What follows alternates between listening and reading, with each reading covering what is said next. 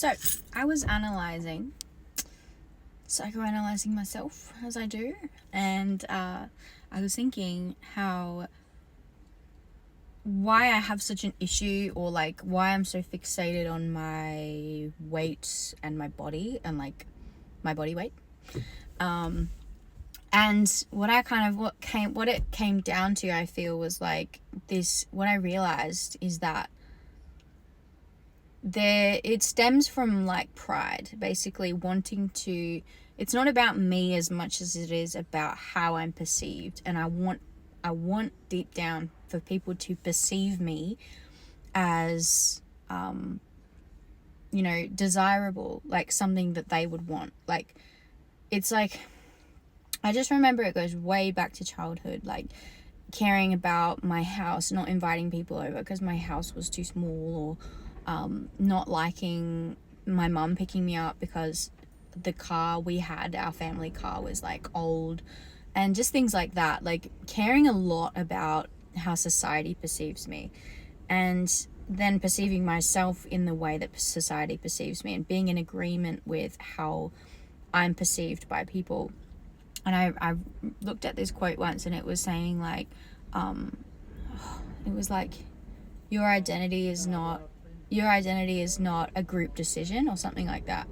And I was like, whoa, like that just made me realize, like, I do have these, like, I have issues, like I struggle to love myself and accept myself and be happy and feel joy and feel confident or comfortable in my body, because I'm not deriving a sense of pride. I'm not able to derive a sense of pride out of how I look. And that's been my source of validation. That's been my source of pride. My source of not really confidence, because I used to think it was confidence, but now I'm realizing it's actually pride. So the only way I could feel good about myself is if I like had something that other people wanted or envied.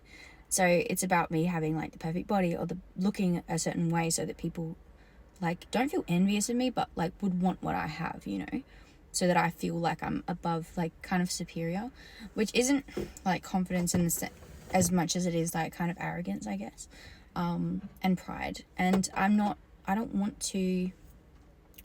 There's like pride, there's a level of pride, and then like confidence is above that, and below that is shame. I think the opposite of pride would be shame. So yeah, this is all intellectual, by the way. Like, genuinely, I don't think that me analyzing myself and analyzing the why I'm so fixated on why I have this problem isn't going to solve my problems. Analyzing my problems doesn't solve my problems, but in the way that it helps me to kind of understand it means that I have the ability to like just know myself better, I guess. And yeah, it may seem crazy to other people. Like, I think I look at people who are insecure and I think so that like, wow, they have nothing to be insecure about. People may think the same of me even now, when I think I'm at my lowest, or like where I think I like look my best.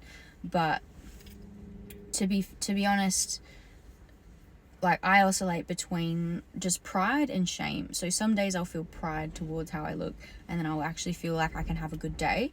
But if I don't feel that pride, I don't let myself have a good day or feel good about myself. Yeah, so it's tough, because it's like I'm going against like I have programming, right? And I'm going against that programming by loving myself. And I'm going against that programming by being confident. So I don't feel like I have permission to be confident. I feel like I'm defying the truth or reality by being confident in myself, even if I don't look the way I would think other people would desire to look how I look, Does that make sense? I don't know. But at the end of the day, also, psychoanalyzing it actually is a way to avoid feeling. And I keep saying at the end of the day, it's not the end of the day. At the core, I think the feelings are more to do with shame and feeling unlovable. And when you have, a perfect body, or like you think that you have it all figured out, or people want what you have, or you get a lot of compliments, or you get a lot of validation from people, it makes you feel like that narrative can be changed because other people are telling you no, like, I want what you have. So then you're like, oh, maybe what I have is good, what I am is good, how I look is good. But yeah, at the end of the day, it is shame. And I just said it again. It's feeling like inadequacy and not feeling enough. And yeah, that's how it feels. That's what the feeling comes from. Yeah.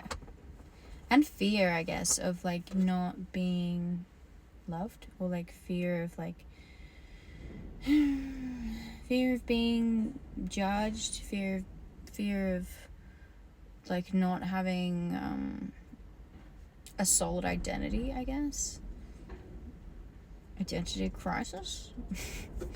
I don't know. Yeah, it's all a lot, and I'm trying not to psychoanalyze, but yeah, life makes you face things that you struggle with. And I think if I was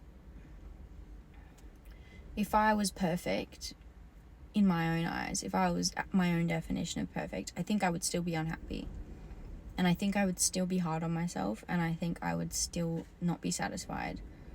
The outcome of being skinny, or the outcome of being like looking perfect, wouldn't fix anything, wouldn't make me feel like I'm enough. I think my ego would find something else to be unhappy with, or something else that needed to be fixed. And so I think the fact that every year I gain weight, and then at the summertime I lose it again, every year when I gain weight is like a reminder, I guess, that a reminder to love myself in all of my seasons, in all of my states, in the worst, the messiest, and the most beautiful and organized, that love doesn't decide that you're worthy based on achieving certain goals or whatever. Like, love is unconditional, true love. And the more I can love and accept myself and look away from the physical and look more towards what's within me and the things that I'm overcoming in my life, especially this year, 25 has been such a year of growth for me. To see all those obstacles that I've overcome in myself, I feel like that's so much more important, and that's what I want to focus on. That's how I want to measure my success, not through not looking lust-worthy or desirable to the others, or looking enviable.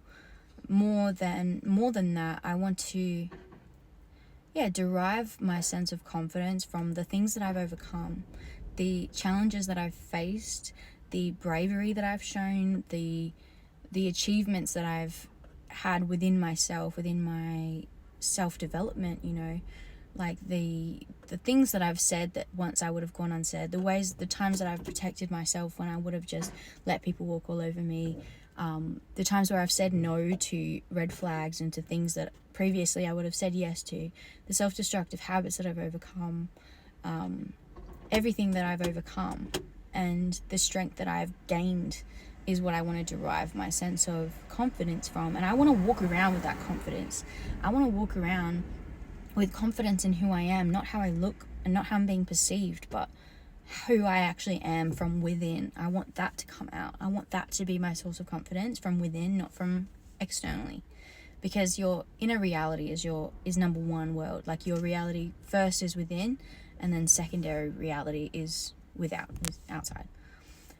So yeah, I really want to just accept how I am, accept how I look in all of my seasons, in the worst and the best. Because if I can do that, then it doesn't matter what life throws at me, no matter what happens to me. Even if I lost half of my face, I could still get up and want to live, Not because I'm what everyone wants to be, but because I'm me, and I love myself, and I deserve that, Everyone does. And that's like why I used to look at people like who I would consider like unattractive, who had a loving relationship, and I would think, wow, like they do deserve that, and if they do, then so do I. Not that I think about it that anymore, but it's just like everyone deserves love. Doesn't matter what you look like, Looks are like the last thing. that matters. So yeah, that's what my